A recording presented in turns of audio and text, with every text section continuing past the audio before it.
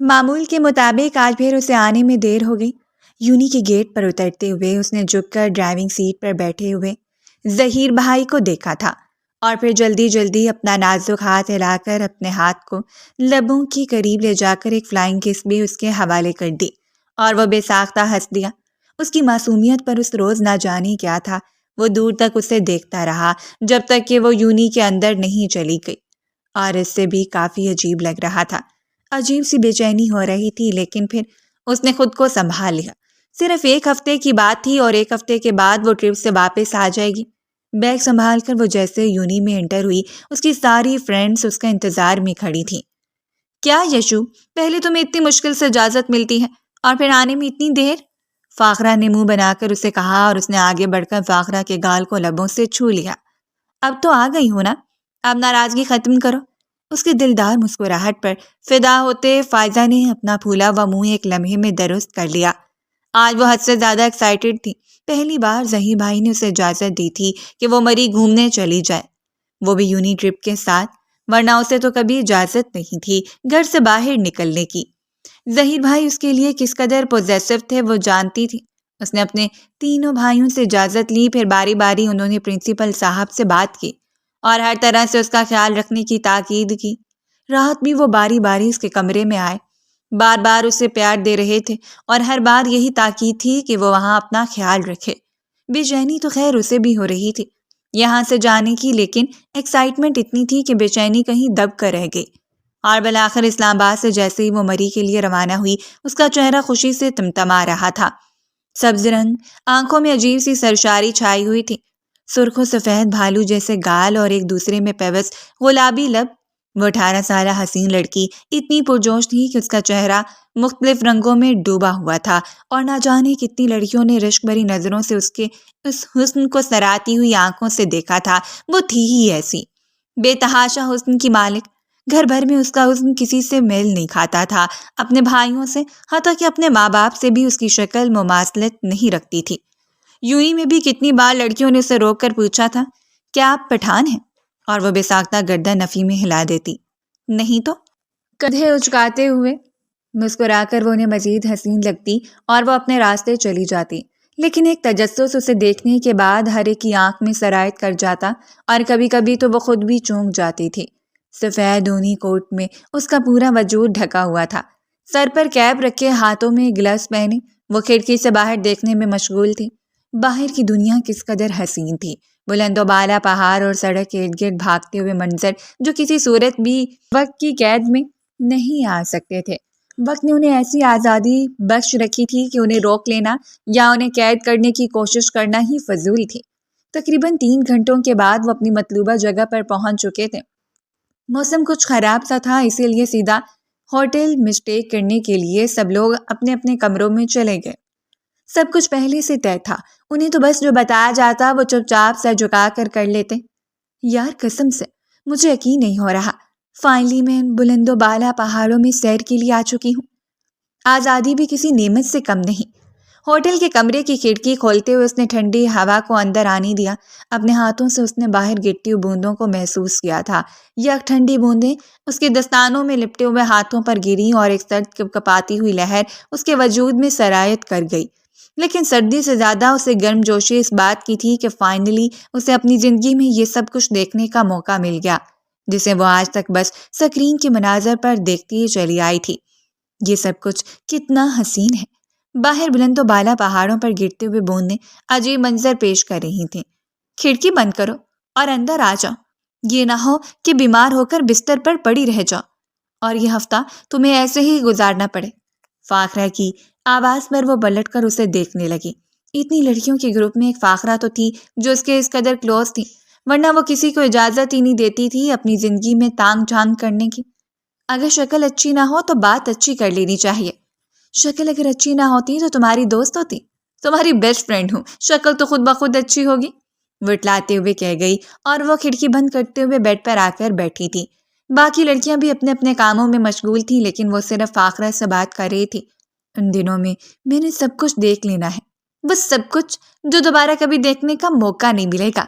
اپنے ہاتھوں کو مٹھی بنا کر اپنی گالوں پر رکھتے ہوئے اس نے آنکھیں پٹپٹا کر کہا، کیا مطلب ہے؟ دوبارہ موقع نہیں ملے گا؟ ہو سکتا ہے ہمارے جیجو کے ساتھ ہنی مون منانے کے لیے تم یہاں آؤ، فاخرہ نے آنکھ دبا کر کہا تھا اور وہ مکمل سرخ ہو گئی۔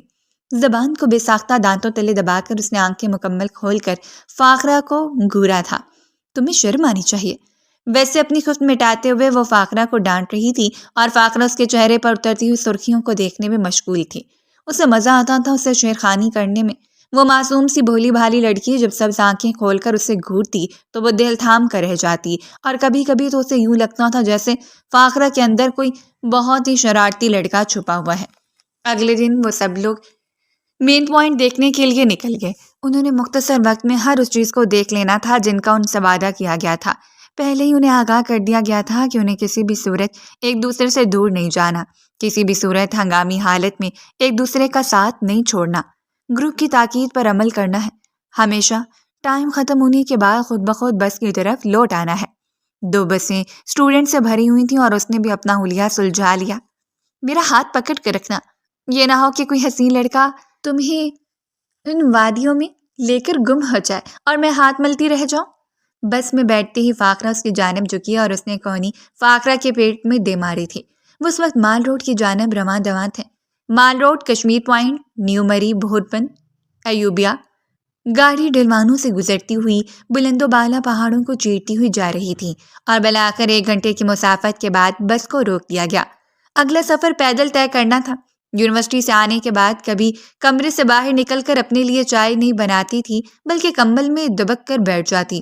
اسے پہلے ہی نفیس طبیعت ہونے کی وجہ سے سردی زیادہ لگتی تھی، لیکن اب جانے کیا مسئلہ تھا، وہ ادھر سے ادھر بھاگتی ہوئی ہر چیز کو کیپچر کرنا چاہتی تھی، ہر ایک لمحے کو جینا چاہتی تھی، بھرپور طریقے سے انجوائے کرنا چاہتی تھی، اور اس نے ایسا ہی کیا۔ سب کے ساتھ کھلکھلاہٹیں، شرارتیں، مستیاں، ہر ایک چیز کو انجوائے کرنے کے بعد شام کے قریب ہی وہ واپس ہوٹل میں لوٹ آئے۔ ان کا جتنے دن بھی اسٹے تھا اسی ہوٹل میں تھا۔ ہر شام وہ اپنے بھائیوں سے بات کرتی، انہیں اپنے ٹھیک ہونے کا اطمینان دلاتی اور اگلی صبح ایک بار پھر نکل پڑتے۔ 3-4 دن کس طرح گزر گئے اسے اندازہ ہی نہیں ہوا، اور آج یہاں 5واں دن تھا۔ بس 1-2 دنوں کے لیے اسے مزید یہاں رکنا تھا، لیکن دل چاہ رہا تھا کہ وہ ہمیشہ کے لیے ان پہاڑوں میں گوشہ نشینی اختیار کر لے۔ بھائیوں کی یاد بری طرح ستا رہی تھی، لیکن یہ حسین جگہیں، یہ حسین مقامات دوبارہ اسے دیکھنا نصیب ہوتے یا نہیں، دل بری طرح ان میں اٹک چکا تھا۔ یہاں کی برف باری کو اس نے بے تحاشا انجوائے کیا، اور اس روز بھی کسی ایسے ہی حسین مقام کو دیکھنے کے لیے وہ نکل آئے۔ فاخرہ کے ساتھ مل کر اس نے اچھی خاصی شاپنگ بھی کر لی، بھابھیوں کے لیے شالز، اپنے لیے چیزیں۔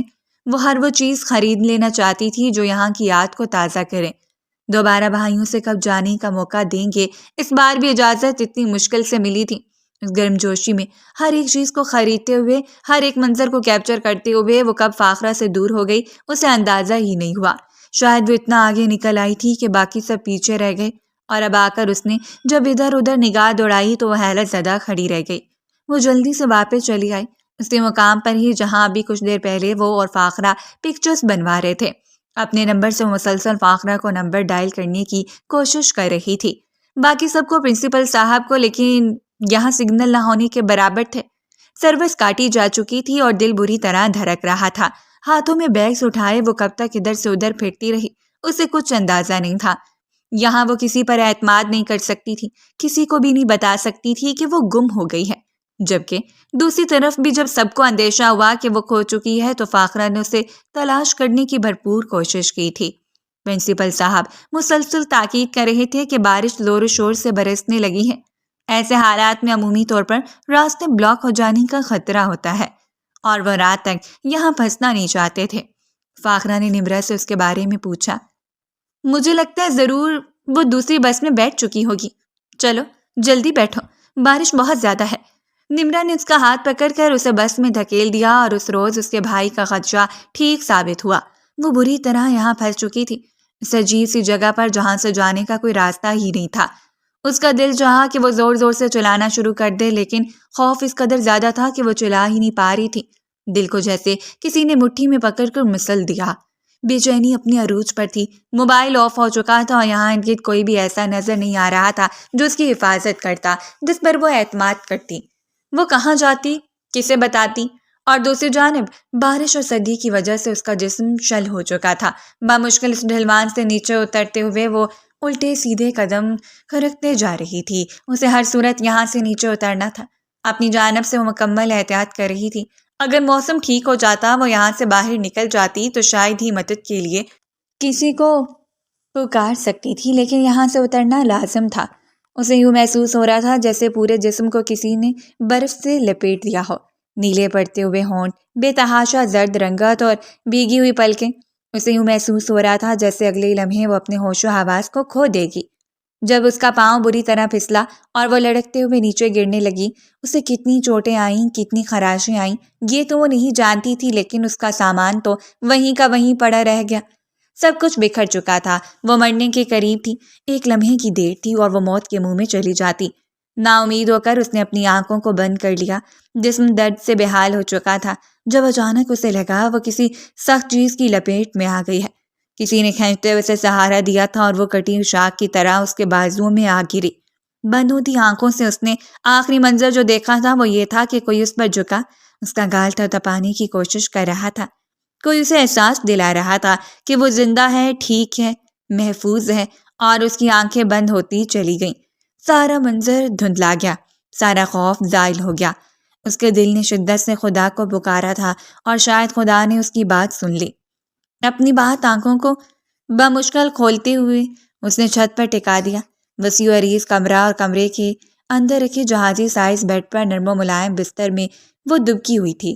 کمرے میں پھیلی ہوئی گرمائش اسے احساس دلا رہی تھی کہ اس کے درد پہلے کی نسبت بہت کم ہے۔ سر بھاری ہو رہا تھا۔ شاید یہ اس شدید خوف کا اثر تھا جو اس نے موت کو اپنے بے حد قریب دیکھ کر محسوس کیا تھا۔ ناتوں سے بدن میں توانائی واپس آ رہی تھی۔ وہ نہ جانے کتنی دیر چھت کو گھوٹتی رہی۔ کون مسیحا اسے بچا کر لایا تھا؟ وہ اس وقت کہاں ہے؟ کس حال میں ہے؟ جب اچانک کمرے کے دروازے کے کھلنے کی آواز آئی، اس نے گردن موڑ کر دروازے کی جانب دیکھا تھا۔ اندر آتی ہوئی باروب اور شائستہ سے چہرے والی عورت نے نہایت گرم و نفیس لباس زیبتن کر رکھا تھا۔ سر پر خوبصورتی سے جمایا گیا دوپٹہ، کندھوں پر پھیلائی ہوئی شال اور ہاتھ میں لٹکتی ہوئی تسبیح۔ اس کے شفیق چہرے سے نور یوں برس رہا تھا کہ وہ نہ جانے کتنی دیر اس کے چہرے کو دیکھتی چلی گئی۔ ان کے ساتھ ہی ملازمہ بھی اندر داخل ہوئی تھی، اپنے عام سی لگ رہی تھی، ہاتھ میں ٹرے لیے۔ وہ اندر داخل ہوئی اور ٹیبل پر ٹرے رکھتے ہوئے واپس پلٹ گئی، جبکہ وہ شفیق سی خاتون اس کے چہرے کو نہایت محبت سے دیکھ رہی تھیں۔ بے تحاشا سفید رنگت، نورانی چہرہ اور ایک اپناپن۔ اپنا دکھتا ہوا سر تھام کر اس نے اٹھنے کی کوشش کی تھی جب انہوں نے آگے بڑھ کر اسے سہارا دے کر بٹھا دیا۔ اب کیسی طبیعت ہے تمہاری؟ نہایت نرمی سے بات کر رہی تھی، جیسے کہ وہ بہت پہلے ایک دوسرے کے بارے میں جانتی ہوں۔ اس نے سر جھکا کر اپنی آنکھوں کو اپنی ہتھیلیوں پر مرکوز کر لیا۔ اس کے کپڑے بدلے جا چکے تھے۔ میں ٹھیک ہوں، بس مختصر سا جواب۔ اس کا گلا دکھ رہا تھا، جسم میں ایک عجیب سا بھاری پن تھا۔ کیا میرے سرپرستوں کو انفارم کر دیا گیا ہے کہ میں یہاں ہوں؟ میں واپس جانا چاہتی ہوں۔ آپ کا بہت شکریہ کہ مجھے یہاں حفاظت سے رکھا۔ ان کی شخصیت کا اثر تھا کہ وہ نہایت نرم سے لہجے میں بات کر رہی تھی۔ تم اپنے سرپرستوں کے پاس ہی ہو، شام تک یہاں آرام کرو، گرم دودھ پیو، اس میں ہلدی اور شہد ملا رکھا ہے، تمہاری طبیعت ٹھیک ہو جائے گی اور اس کے بعد ہم بات کریں گے۔ نرمی سے اس کے ہاتھ پر اپنا ہاتھ رکھتے ہوئے وہ اسے اپنے پن کا احساس دلا کر کمرے سے جا چکی تھیں، اور وہ دیر تک اس کمرے کو گھوٹتی رہی۔ اس کا موبائل اس کے پاس نہیں تھا۔ وہ نہیں جانتی تھی یہ کن لوگوں کا گھر ہے۔ یہاں سے باہر نکل کر وہ کہیں دور نہیں جانا چاہتی تھی۔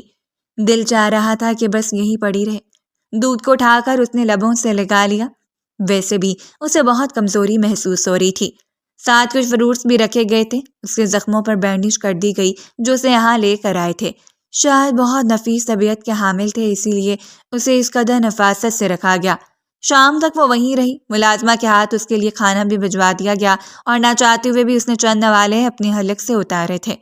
شام کے قریب وہ بستر سے نیچے اتری۔ ارادہ تھا کہ وہ کچھ دیر کمرے میں ہی چہل قدمی کرے اور پھر باہر نکل کر حال احوال کا جائزہ لے۔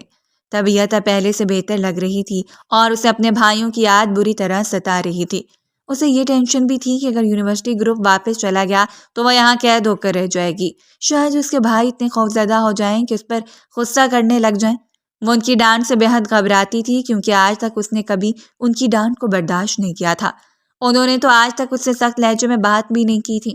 اچانک کمرے کا دروازہ کھلا اور آنے والے شخص کو دیکھ کر اس کے قدم مضبوطی سے جم گئے۔ دماغ میں ایک جھماکا ہوا، اپنی بند ہوتی آنکھوں کا آخری منظر اس کے چہرے کے ذہن کی سکرین پر لہرایا تھا۔ ایک لمحے میں ہی اس کی آنکھوں نے پہچان لیا کہ سامنے کھڑا شخص کون ہے۔ چاہے اس نے اس کی دھندلی شکل دیکھی تھی، لیکن وہ اتنی ذہین تھی کہ دھندلی شکل سے بھی واضح شکل کو نکال لیتی۔ وہ اتنا ہینڈسم تھا کہ کتنی ہی دیر اس کے وجود سے نظریں نہیں ہٹا پائی۔ گہری آنکھیں، چہرے پر چھائی ہوئی ایک سنجیدگی اور سختی، سلیقے سے بنائے گئے بال، کندھے پر پڑی ہوئی شال، خوبصورت تراشیدہ لب ایک دوسرے میں پیوست تھے۔ وہ اکیلا اندر داخل نہیں ہوا تھا۔ عجیب سی خوشبوئیں اس کے ارد گرد بکھرتی چلی گئیں۔ اپنی دھڑکنوں کو سنبھال کر وہ کافی دیر اس کا جائزہ لیتی رہی۔ جب وہ قدم قدم چلتا ہوا اس کے قریب آ گیا، وہ یوں بے حال سے کھڑی تھی کہ ساکت قدم حرکت ہی نہیں کر پائے، جیسے کہ اس کے قدموں کو زمین نے جکڑ لیا ہو۔ نہ جانے اس کی شخصیت میں کیا سحر تھا کہ وہ سحر میں مبتلا ہوتی جا رہی تھی۔ اس نے آگے بڑھ کر نرمی سے ایک نظر اس کے وجود پر ڈالی اور اس کی نظروں کا اثر تھا کہ وہ بے ساختہ پلکیں جھکا کر 2 قدم دور ہو گئی۔ کیسی طبیعت ہے آپ کی؟ وہ نہایت شائستگی سے بات کر رہا تھا۔ میں ٹھیک ہوں، اپنی خواہش کے لبوں کو زبان سے ترک کرتے ہوئے وہ بے ساختہ کہہ گئی۔ ویلکم ٹو مائی ورلڈ، میر وحاج علی خان کی دنیا میں خوش آمدید ہو۔ یشما سلطان، اس نے بے حد دلکش لہجے میں ٹھہر ٹھہر کر کہا تھا، اور وہ ساکت کھڑی اسے دیکھتی رہ گئی۔ وہ اس کا نام تک جانتا تھا، لیکن حیرت انگیز بات یہ تھی کہ اس کے نام کو بدل رہا تھا۔ یشما جہانگیر، میرا نام یشما جہانگیر ہے۔ اس کی بات کو درست کرتے ہوئے اب بھی حیرانگی سے اسے دیکھ رہی تھی۔ وہ اس کے بارے میں کیسے جانتا تھا؟ نہیں، اس حویلی میں آنے کے بعد تم یشما سلطان ہو، وہ بھی کچھ دنوں کے لیے، اور کچھ دنوں کے بعد تم یشما وحاج بن جاؤ گی، اس حویلی کی سردارنی۔ اور اس کی بات سن کر وہ دھک سے رہ گئی۔ ملازمہ تمہارے لیے کپڑے رکھ کر جائے گی، تیار ہو کر باہر آ جانا۔ تمہارے استقبال کے لیے مبارکباد کی محفل رکھی ہے، اور اس محفل میں تم مہمان خصوصی ہو۔ وہ جو بڑی سنجیدگی سے اس کی باتیں سنتی جا رہی تھی، اب غصے نے بڑی گہرائی سے اسے اپنی لپیٹ میں لے لیا۔ اپنی چھوٹی سی ناک کو بے تحاشا سرخ ہونے سے وہ باز نہیں رکھ پائی، اور وہ اس کے چہرے کے اترتے ہوئے رنگوں کا جائزہ لے رہا تھا۔ اگر آپ نے مجھ پر احسان کیا ہے تو تھوڑا لحاظ بھی کر لیں۔ میں آپ کے یہ احسان مند ہوں، میرے بھائی آپ کو اس کی قیمت بھی ادا کر دیں گے، لیکن اس سے زیادہ سوچنے کی ضرورت نہیں ہے۔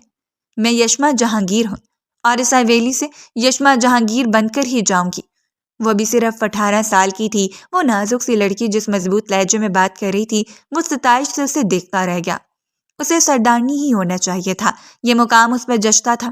آخر وہ اس کا خون تھی۔ اس کی بات سن کر وہ ایک قدم مزید اس کے قریب آ گیا۔ خوشبو اب اس کی نتنوں سے ٹکرا رہی تھی، اور وہ بڑی بہادری سے اس کی آنکھوں میں دیکھ رہی تھی۔ حالانکہ دل کی حالت اتنی بری تھی کہ وہ دھڑکتی ہوئی پستیاں توڑنے کا ارادہ رکھتا تھا، لیکن پھر بھی وہ ثابت قدم کھڑی تھی۔ اپنا ہاتھ بڑھاتے ہوئے اس کے کمر کے گرد اپنے ہاتھ کو حمل کر کے اس نے یشما کو اپنے اتنا قریب کر لیا کہ اس کی دھڑکنیں یشما کی دھڑکنوں سے مل رہی تھیں۔ وہ حیرت سے بے یقین کھڑی رہ گئی۔ اس کی سبز آنکھیں سرخ ہوتی چلی گئیں، اور اس سے پہلے کہ وہ ہاتھ گھما کر میر وحاج کے چہرے پر ایک زناٹے دار تھپڑ جڑ دیتی، جب اس نے اس کے نازک ہاتھ کو اپنی آہنی گرفت میں لے کر اس کے بازو کو گھما کر اس کی پشت سے لگا دیا تھا۔ اس حویلی میں آنے کا راستہ ہے، لیکن یہاں سے واپس جانے کا کوئی راستہ نہیں ہے۔ یہاں رہ کر سارے رازوں سے پردہ اٹھ جائے گا۔ تم میر وحاج علی خان کی سردارنی ہو۔ وہ یقیناً کسی بڑی غلط فہمی کا شکار ہو چکا تھا۔ اس وقت اس کے دل نے بے ساختہ ہی دعا کی تھی کہ وہ اس سے بہتر تھا کہ وہیں مر جاتی، لیکن یہ شخص اسے بچانے کے لیے نہیں آتا۔ اس کے سینے پر ہاتھ رکھ کر وہ بری طرح مچلتی رہ گئی۔ کسی چڑیا کی طرح وہ بری طرح پھرپھرا رہی تھی۔ چھوڑے مجھے، آپ کی ہمت بھی کیسے ہوئی مجھے ہاتھ لگانے کی؟ آپ جیسے سرداروں کو بہت اچھی طرح جانتی ہوں۔ یہ حویلی کوئی طوائف خانہ نہیں ہے جہاں آنے کا راستہ اور واپس جانے کا راستہ نہیں۔ اور اس کی اس بات نے میر وحاج کے ضبط کو انتہاؤں پر لا کر کھڑا کر دیا تھا۔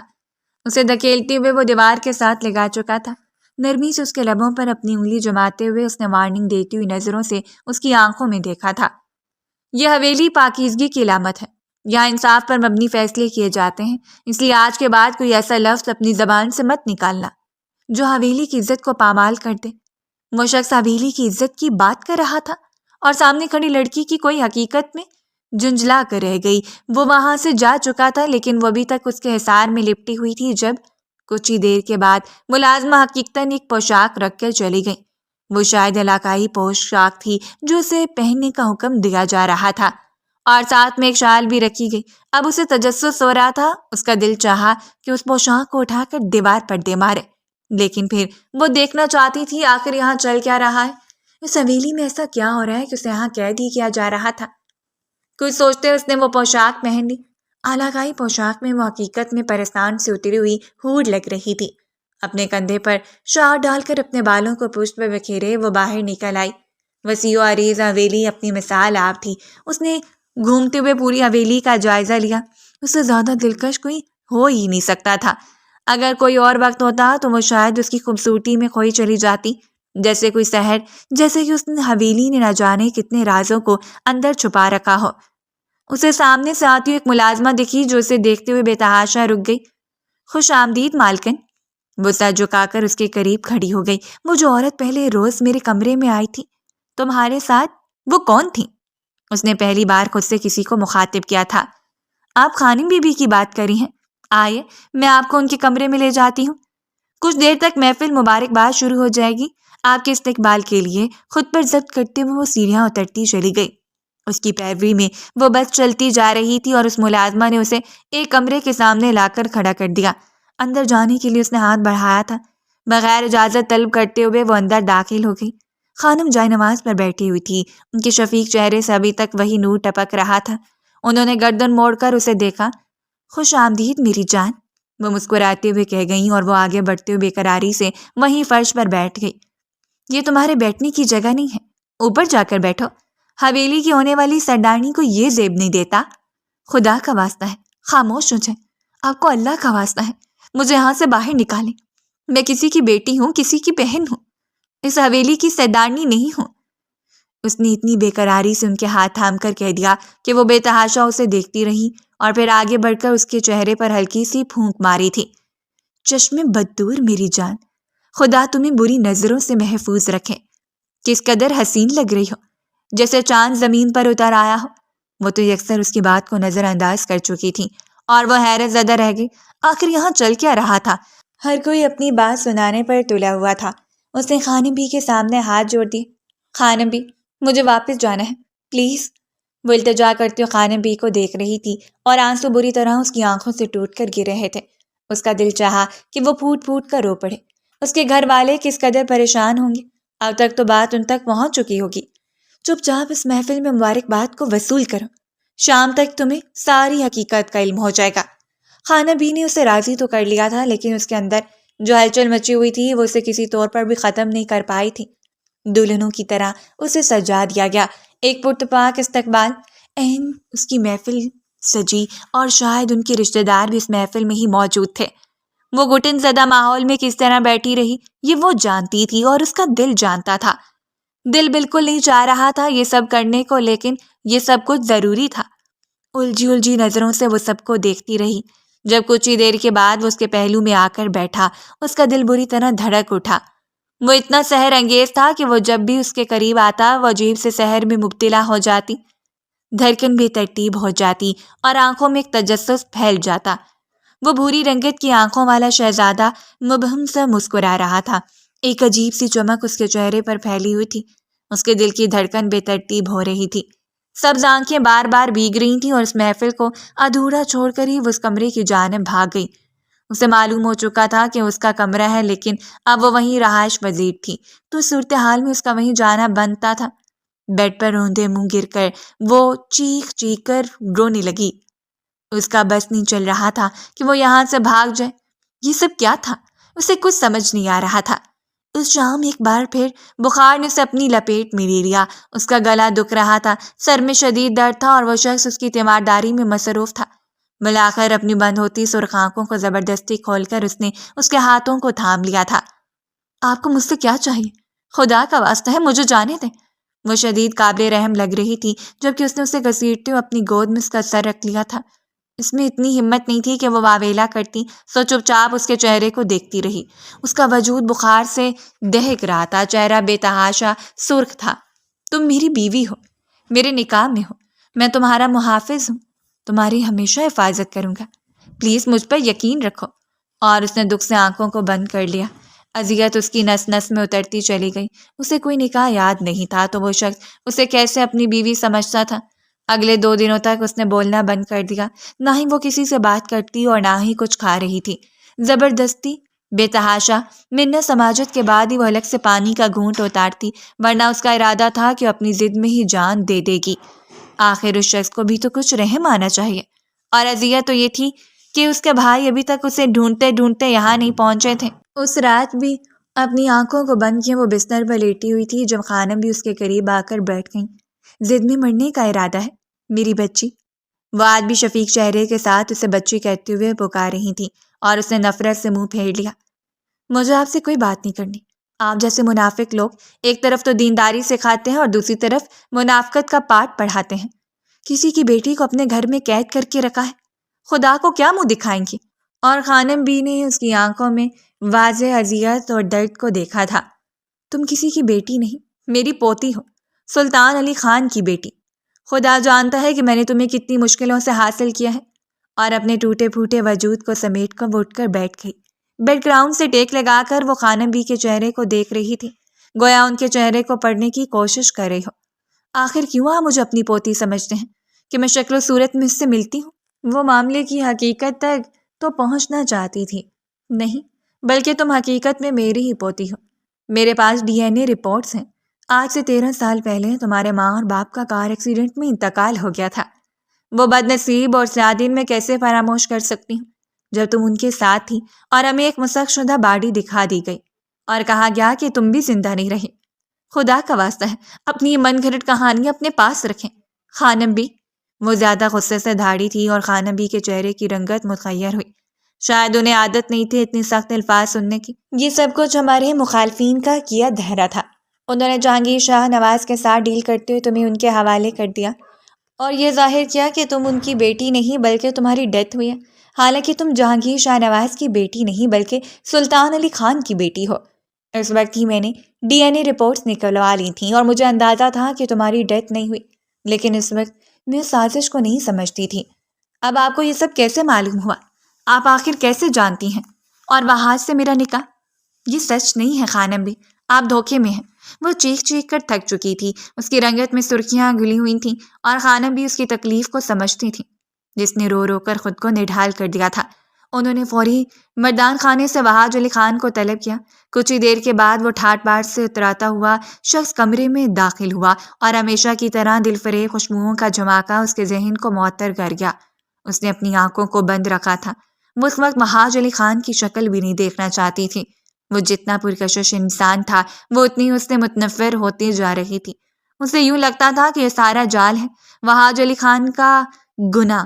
شاید اس نے یہاں سے دیکھا اور ہمیشہ کی طرح اس کی خوبصورتی اس کے لیے ایک مشکل اور رکاوٹ بن گئی۔ بابا کی ڈیتھ 2 سال پہلے ہوئی تھی۔ وہ جہانگیر شاہ نواز کو بہت اچھی طرح جانتی تھی۔ انہوں نے جتنی محبت سے اسے پالا تھا، اس کے بھائیوں نے اسے جتنی محبت دی، بھلا یہ جانتے ہوئے بھی کہ وہ ایک انجان لڑکی ہے، ان کا اپنا خون نہیں ہے، وہ اسے اتنی محبت دے سکتے تھے۔ وہ کاغذات نکال کر مجھے دو، انہوں نے وہاج کو حکم دیا اور وہاج ان پر ایک نظر ڈالتے الماری کی جانب بڑھا۔ مخصوص چابی لگا کر اس نے لاک کھول کر وہ فائل اٹھا کر خانم بی کے حوالے کی اور پھر اس پر ایک نظر ڈالتے ہوئے کمرے سے باہر چلا گیا تھا۔ وہ پاگلوں کی طرح وہ سارے کاغذات دیکھ رہی تھی۔ وہ حقیقت میں اس کے DNA رپورٹ تھی جو پچھلے مہینے کروائی گئی۔ وہ اس کے بارے میں کچھ نہیں جانتی تھی۔ اور پھر نکاح نامہ جس پہ وہاج علی خان کے نام کے دستخط کے ساتھ اس کی جانب سے اجازت اس کے باپ نے دی تھی۔ سلطان علی خان کے دستخط واضح تھے، وہ اس کے چچا کا بیٹا تھا۔ تو پھر مجھے بتائیں وہاج کے ماں باپ کہاں ہیں؟ بیرون ملک مقیم ہیں۔ وہ آج یہیں میرے پاس رہتا ہے، وہ علاقے کے سارے معاملات دیکھتا ہے۔ 1-2 ماہ کے بعد بیرون ملک بھی چلا جاتا ہے۔ تمہارے چچا ایسی بیماری سے گزرے ہیں کہ ان کا علاج بیرون ملک ہی ممکن ہے، سو انہیں زیادہ تر وہیں رہنا پڑتا ہے۔ آپ پلیز مجھے اکیلا چھوڑ دیں۔ یہاں سے اپنے نثار کو ہاتھوں میں گرا کر وہ شدت سے رو پڑی۔ خانم بھی اس وقت کمرے سے باہر نکل رہی تھی جب اس نے ایک بار پھر انہیں پکارا۔ میں مری خود آئی تھی یا مجھے بھیجا گیا تھا؟ اس نے سوال کرتے ہوئے گہری نظروں سے خانم بی کے چہرے کو دیکھا تھا۔ تمہارے بھائیوں کی مرضی سے تم اس وقت یہاں ہو۔ زخم کس قدر گہرا تھا کہ اس نے اٹھتے ہوئے کمرے کی ہر چیز کو زمین بوس کر دیا۔ اس کے ہاتھ زخمی ہوئے تھے، انگلیوں کی پوڑوں میں کانچ کی چبھن نے اس کی روح تک کو زخمی کر دیا، لیکن واپسی کا کوئی راستہ نہیں تھا۔ اس نے زبیر سے بات کرنا چاہی اور اس رات زبیر سے بھی اس کی بات کروا دی گئی۔ اس نے بس ایک ہی سوال دہرایا تھا، کیا یہ سب کچھ سچ ہے؟ اور زبیر نے حامی بھر لی۔ اسے بتایا بھی تو جا سکتا تھا۔ کیا تھا اگر وقت آنے سے پہلے اسے اس مصیبت سے آگاہ کر دیا جاتا؟ وہ خود کو ذہنی طور پر تیار تو کر لیتی۔ اسے یہاں بے تحاشا محبتیں نصیب ہوئیں۔ اس کی ایک پکار پر ملازمین تیار رہتے، خانم بھی اس پر جان نشاور کرتی تھیں اور وہ شخص اس کے ارد گرد منڈلاتا رہتا۔ اس روز بھی پورے ایک ہفتے کے بعد وہ اس کے سامنے تھا۔ وہ لان میں ننگے پاؤں چہل قدمی کر رہی تھی، اب کافی بہتر حالت تھی۔ گاڑی سے اتر کر چشمہ اتارتے ہوئے وہ سیدھا اس کی جانب چلا آیا۔ اس کا حلق تک کڑوا ہو گیا۔ اس وقت وہ وہاں سے بات کرنے کا ارادہ نہیں رکھتی تھی۔ پچھلے 2 ہفتوں سے میرے کمرے میں ڈیرہ ڈال رکھا ہے آپ نے، میرے حق کو تسلیم نہیں کرتی، باقی ساری چیزوں پر حق جتا رہی ہیں آپ۔ اپنے سینے پر بازو باندھے اور دلکشی سے مسکرا کر اسے دیکھ رہا تھا۔ اپنی مرضی سے اس گھر اور کمرے میں لے کر آئے ہیں۔ میں اپنی دنیا میں بہت خوش تھی مسٹر وہاج علی خان، اس نے بھی دوبدو جواب دیا، لیکن میری دنیا تمہارے بغیر نامکمل تھی، اس نے کہہ دیا، اور جیسے پورا سما حیران و پریشان ہو کر اسے دیکھنے لگا۔ وہ دل کا شخص مسکراتے ہوئے اور بھی حسین لگتا تھا۔ اس کی گہری آنکھیں ایک لمحے میں ہی مقابل کا جائزہ لے لیتی۔ وہ شدید بدمزہ ہوتے ہوئے رخ موڑ گئی۔ جب وہ کافی دیر تک اس کے چہرے کو دیکھتا رہا تو وہ پلٹ کر جانے لگی اور وہاج نے بازو گھماتے ہوئے اسے اپنی جانب کھینچ لیا۔ اس سے پہلے کہ وہ شدید غصے میں اسے کچھ کہہ دیتی، وہ ہلکا سا اس کی جانب جھکا تھا۔ بی جان کا فیصلہ ہے کہ تم اگر ہفتے کے اختتام پر دوبارہ نکاح رخصتی کے لیے تیار ہو جاؤ۔ اس کے سنگ دل فیصلے پر اور بڑی گہری نظروں سے اسے دیکھتی رہی۔ میں کسی کے فیصلے ماننے کی پابند نہیں ہوں۔ ان کا فیصلہ یہ بھی ہے کہ اگر تم دوبارہ نکاح رخصتی کے لیے تیار نہیں ہوگی تو مجھے نیلوفر سے نکاح کرنا ہوگا، یعنی پھر تم میری دوسری بیوی کے مرتبے پر فائز ہوگی۔ یہ تو خوشی کی بات تھی کہ اس شخص سے جان چھوٹ رہی تھی، لیکن نہ جانے کیوں اس کے دل میں ایک ٹیس سی اٹھی۔ جب سے وہاں آئی تھی یہی سنتی آئی تھی کہ وہ وہاج علی خان کی منقوہ ہے، وہ اس کے ساتھ دوبارہ اس کی مرضی سے نکاح کرنا چاہتا تھا، لیکن اس وقت وہ نیلوفر کا ذکر کرتے ہوئے اسے زہر لگا۔ حالانکہ وہ جب بھی اس میں بات کرتی یوں کڑوی بات کرتی کہ محبت کا سوال بھی پیدا نہ ہو، لیکن اب جب کوئی تیسرا درمیان میں آ رہا تھا تو وہ زخمی نظروں سے اسے دیکھتی پلٹ گئی۔ میری جانب سے بھاڑ میں جائیں، چاہے نیلوفر سے شادی کریں یا کسی سے بھی، مجھے کوئی پرواہ نہیں ہے، اس نے کہہ تو دیا تھا، لیکن پلٹتے پلٹتے سبز آنکھوں سے گرنے والے موتی وہاج کی نظروں سے پوشیدہ نہیں رہے تھے۔ وہ مبہم سا مسکرا کر پلٹ گیا۔ پہلے اسے انتظار تھا کہ اس کے بھائی اسے لینے یہاں آ جائیں گے، وہ یہاں نہیں رہے گی، لیکن ہر گزرتے ہوئے دن کے ساتھ اس کا ذہن تسلیم کر رہا تھا کہ یہ سب کچھ حقیقت میں ہو رہا ہے۔ یہ کوئی کہانی افسانہ نہیں بلکہ ایک حقیقت ہے جو اسے ہر صورت ماننی ہوگی، لیکن دل بے حد بے قرار تھا۔ ہو سکتا تھا کہ اگر وہ اپنے بھائیوں سے ملنے کے لیے، آخر وہ لوگ اسے اتنا آسانی سے کیسے فراموش کر سکتے تھے؟ اگلے دن اسے خانم بی کی زبانی پتہ چلا تھا کہ وہ نکاح کے لیے مان گئی ہے اور وہاج علی خان کے لیے کوئی جھٹکا نہیں تھا۔ اس کی نظروں کا بھرم جانتا تھا، چاہے وہ اسے اپنے لیے قابل نفرت سمجھتی تھی، لیکن پھر بھی وہ اسے اپنے لیے اور نیلوفر کی بات پر اس نے اس کی بھیگی ہوئی پلکوں کو بھی دیکھ لیا تھا، اور اس کے بعد دوبارہ وہ کبھی اس کے سامنے نہیں آئی۔ اس نے شاید وہاج کی نظروں سے خود کو چھپا لیا تھا یا خود کو وقت دینا چاہتی تھی، لیکن وہ بھی چاہتا تھا کہ وہ خود کو سپیس دے۔ اس نے کھانے سے بھی انکار کر دیا، وہ اپنے لیے کچھ بھی نہیں خریدے گی۔ ہاں، خانم بی نے کوئی کسر نہیں چھوڑی تھی۔ وہ دوسرے کمرے میں شفٹ ہو گئی۔ وہاج کا کمرہ اس نے چھوڑ دیا تھا۔ اس شام کی دل فریب تقریب میں اس کا نکاح چاند جیسی چمکتی ہوئی محفل میں ایک بار پھر وہاج علی خان سے پڑھایا جانا تھا۔ بیوٹیشن کی مہارت سے کیے گئے میک اپ نے اس کے حسن کو مزید نکھار دیا۔ وہ اتنی حسین لگی کہ چاند بھی اسے دیکھ کر شرما جائے۔ خود کو نہ جانے کتنی دیر وہ آئینے میں دیکھتی رہی۔ وقت اس پر اتنا مہربان ہوا تھا، اس پر پروردگار کا شکر تو بنتا تھا۔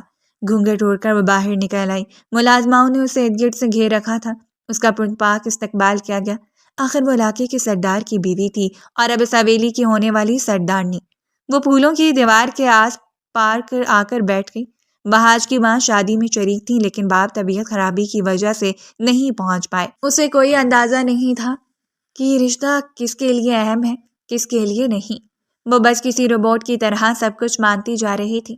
جو ہو رہا تھا شاید اس نے خود کو مقدر کے رحم و کرم پر چھوڑ دیا تھا۔ کیا آپ کو میر وحاج علی خان قبول ہے؟ قاضی صاحب نے اجازت طلب کی اور اس نے اس بات میں سر ہلاتے ہوئے اقرار کر لیا تھا۔ نکاح نامے پر دستخط کرتے ہوئے ایک آخری آنسو بھی اس نے اپنی پلکوں کی بار سے گرنے دیا۔ اسے بے پناہ رسومات کے بعد کمرے میں منتقل کر دیا گیا اور وحاج اس کمرے کی رونق کی نرالی تھی۔ کمرے کی نمائش سے ثابت کر دیا تھا کہ اس کمرے میں باقاعدہ طور پر اس کی آمد سے وہ کس قدر خوش ہے، اور اسے ابھی بھی یہی لگ رہا تھا کہ وہ صرف اور صرف خانم بی کی خواہش پر یہ رشتہ نبھا رہا ہے، ورنہ یہ سب کچھ اس کے لیے اتنا اہم نہیں۔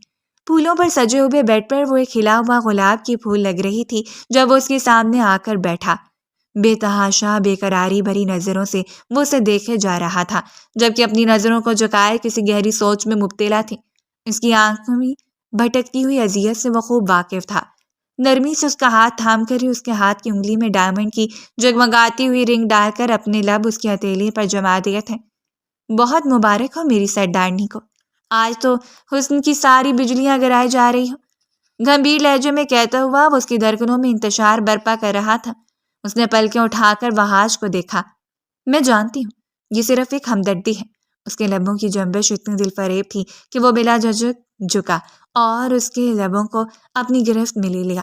وہ چاہتا تھا کہ وہ اپنے ہر عمل سے ظاہر کرے کہ اس کے لیے کتنی اہم ہے، اس کے لیے کیا مقام رکھتی ہے۔ یہ ہمدردی نہیں بلکہ عشق ہے۔ تم نے مجھے دیکھا ہے لیکن میں تمہیں پچھلے کئی برسوں سے جانتا ہوں۔ میں نے ہمیشہ اپنے ہم سفر کے طور پر تمہیں سوچا ہے۔ پچھلے 1 سال سے میں تم سے وابستہ ہوں، تمہارے بارے میں ساری معلومات لی، تمہارے بھائیوں سے بات کی، لیکن حقیقت کو مان لینا ضروری تھا۔ میں تمہارے سامنے آ کر یہ ظاہر نہیں کرنا چاہتا تھا کہ تم مجھے کوئی ظالم وڈیرا سمجھ کر میرے لیے دل میں نفرت پال لو، لیکن مجھے یہ بھی اندازہ نہیں تھا کہ اتنے مہربان روپ میں بھی تم مجھ سے نفرت کرو گی۔ وہ تڑپ کر اسے دیکھتی رہ گئی۔ میں آپ سے نفرت نہیں کرتی، یہ اس نے کہا تھا، لیکن پھر اس نے پلکوں کو جھکا لیا۔ خانم بھی اور میری ماں کی یہی خواہش ہے کہ میں جلد سے جلد حویلی کو وارث دوں۔ میں چاہتا ہوں کہ ہمارے رشتے کا کوئی ادھورا پن باقی نہ رہے۔ اسے جولی سے آزاد کرواتے ہوئے اسے اپنی محبت میں بھگو رہا تھا اور اس نے اپنا کامتا ہوا ہاتھ اس کے سینے پر جما دیا۔ ایسا نہیں ہو سکتا، پلیز دور ہو جائے مجھ سے۔ وہ شدید بدمزہ ہوا۔ میں کہہ رہی ہوں دور جائے مجھ سے۔ میں جانتی ہوں آپ جیسے وڈیروں کو صرف اور صرف اپنی نسل بڑھانے کے لیے اور ایک عورت کو بستر تک لانے کے لیے ہی آپ کی محبتیں ہوتی ہیں۔ وہ ایک لمحے میں ہی تلخ ہو گئی اور وہ حیرت سے اسے دیکھتا ہوا بستر سے اتر گیا۔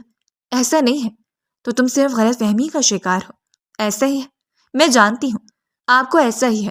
آپ کی آنکھوں سے ٹپکتی ہوئی ہوس بتا رہی ہے کہ آپ صرف مجھے پانا چاہتے ہیں، میرے حسن سے کھیلنا چاہتے ہیں، میرے جسم کو اپنانا چاہتے ہیں اور کچھ بھی نہیں۔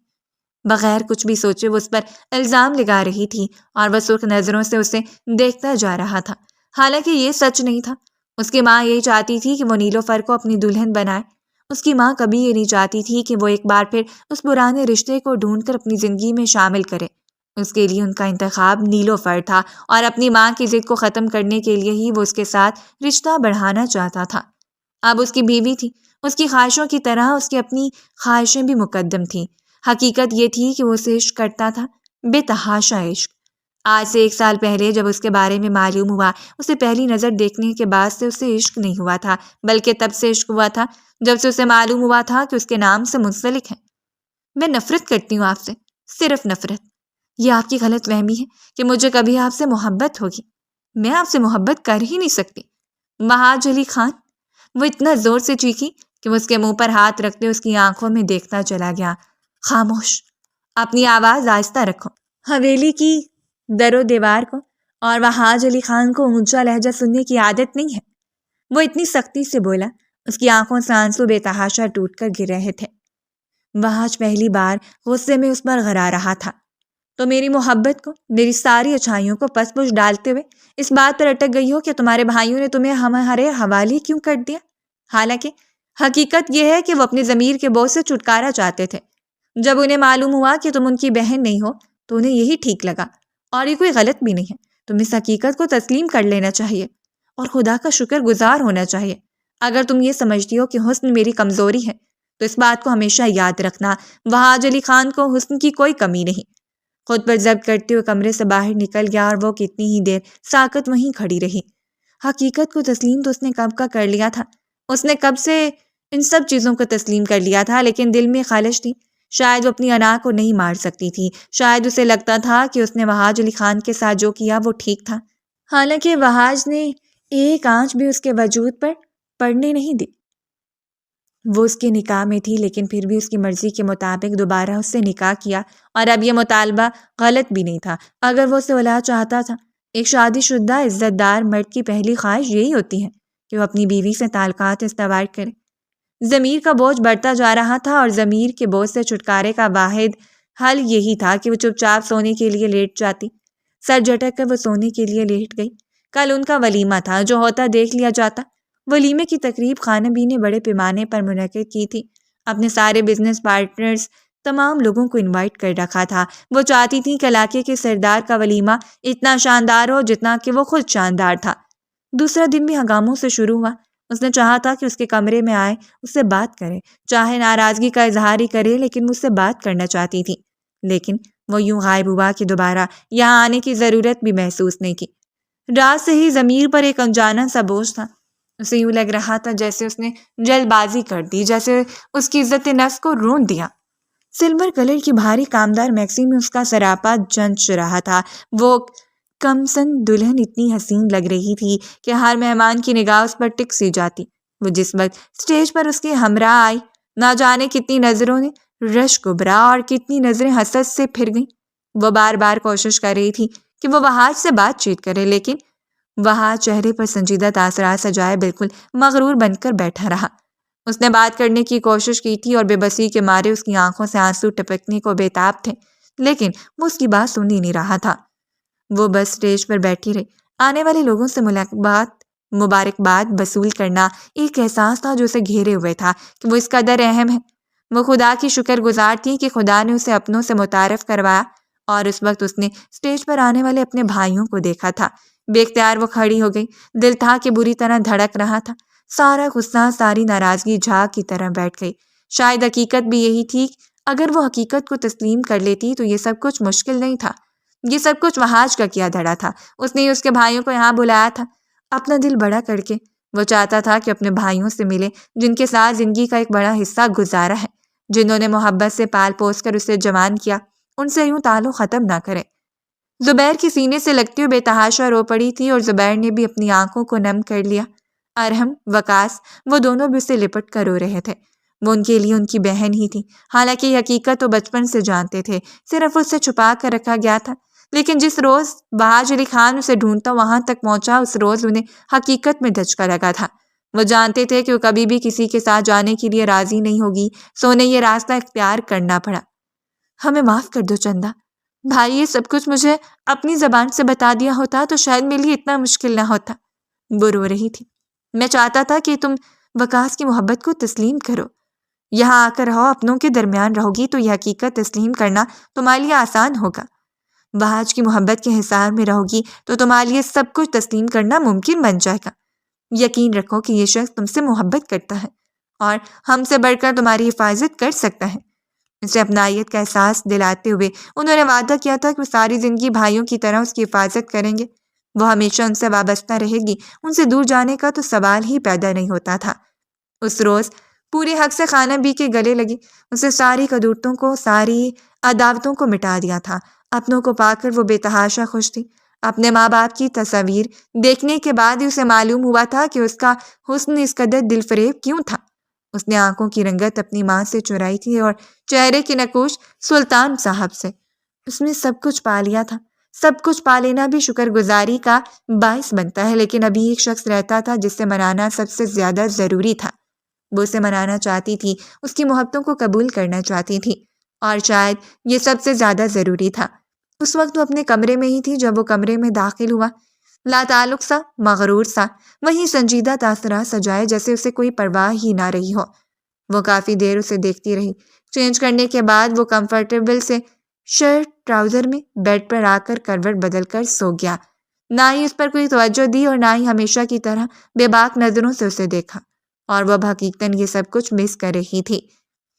کتنی دیر اس کی پشت کو دیکھتی رہی اور پھر آئینے میں خود کو دیکھ کر اس کے قریب چلی آئی۔ کیا ابھی تک ناراض ہے مجھ سے؟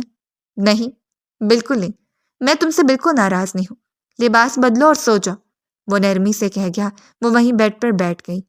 وہ آج اسے منا لینا چاہتی تھی، جبکہ کروٹ بدل کر جانے کتنی دیر سویا رہا۔ جب وہ بیٹھ کر تھک گئی تو بیڈ گراؤنڈ سے ٹیک لگا کر آنکھیں موند گئی۔ کب نیند کی دیوی اس پر مہربان ہوئی اور اس کی آنکھیں بند ہوتی چلی گئیں، اسے اندازہ ہی نہیں ہوا۔ کافی دیر گزرنے کے بعد بہاج نے کروٹ بدل کر اسے دیکھا تھا اور یوں ہی بیٹھے بیٹھے سو گئی۔ وہ دیر تک اس کے حسین اور معصوم چہرے کو دیکھتا رہا۔ وہ اتنی چھوٹی تھی کہ وہ چاہ کر بھی اسے کچھ نہیں کہہ سکتا تھا۔ اس کے کمفرٹیبل ہونے کا احساس کرتے ہوئے نرمی سے اس کے چہرے کو اپنی انگلیوں سے چھوا تو وہ بڑبڑاتے ہوئے اٹھ گئی۔ میں نے سوچا جب آپ بیدار ہو جائیں گی تو آپ سے بات کر لوں گی، اس نے اتنی معصومیت سے کہا تھا کہ اس کے سامنے بیٹھتے ہوئے اسے دل فریب نظروں سے دیکھتا رہا۔ ساری ناراضگی جھاگ کی طرح بیٹھ گئی اور اسے ناراض نہیں تھا، لیکن پھر بھی اس کی بات تو اس نے ہٹ کیا تھا۔ اپنی بڑی بڑی سبز آنکھوں سے اسے دیکھتے ہوئے اس نے ہاتھ بڑھا کر بہاج کے ہاتھوں کو اپنی گرفت میں لے لیا۔ سوری، منمناتے ہوئے وہ کہہ گئی اور بہاج مبہم سا مسکرا دیا۔ اس طرح تو سوری قبول نہیں ہوگی، اس کے لیے تھوڑی محنت کرنا پڑے گی۔ وہ آنکھیں گھماتے ہوئے اسے دیکھتی رہ گئی۔ کیا مطلب ہے آپ کا؟ کیسی محنت؟ وہ ناسمجھی سے اسے دیکھ رہی تھی جب اس نے آگے بڑھ کر اس کے لبوں کو اپنی گرفت میں لے لیا۔ وہ ہلکا سا پھڑپھڑائی تھی، لیکن پھر اپنے وجود کو اس کے حوالے کر دیا۔ اس کے پورے وجود کو اپنی بے تحاشا محبتوں کی بارشوں میں بھگو رہا تھا۔ اسے تہ در تہ پردے سے آزاد کرتے اس کے روح میں سماتا چلا جا رہا تھا، اس کے ایک ایک وجود کے زہرے پر اپنی محبت ثابت کرتے ہوئے اسے احساس دلا رہا تھا کہ وہ اس کے لیے کتنی اہم ہے۔ وہ اس کے ساتھ اس رشتے کی شروعات کر کے زندگی کا ایک حسین آغاز کرنا چاہتا تھا، جبکہ وہ اس کی محبت میں بھیگتے ہوئے اپنا آپ اس کے حوالے کر چکی تھی۔ دل جب کسی کو مان لیتا ہے تو پھر سب کچھ اس کے حوالے کرنے میں کوئی حرج نہیں۔ اگر جائز حق بھی ہو تو پھر کیا قباحت ہے؟ اگر وہ اسے اتنی محبتوں سے نواز رہا تھا تو اس کا بھی حق بنتا تھا کہ وہ ساری محبتوں کو وصول کرتی رہے۔ ایک دل فریب سی مسکراہٹ اور سکون اس کے چہرے پر بکھرتا چلا گیا۔ I love you very much۔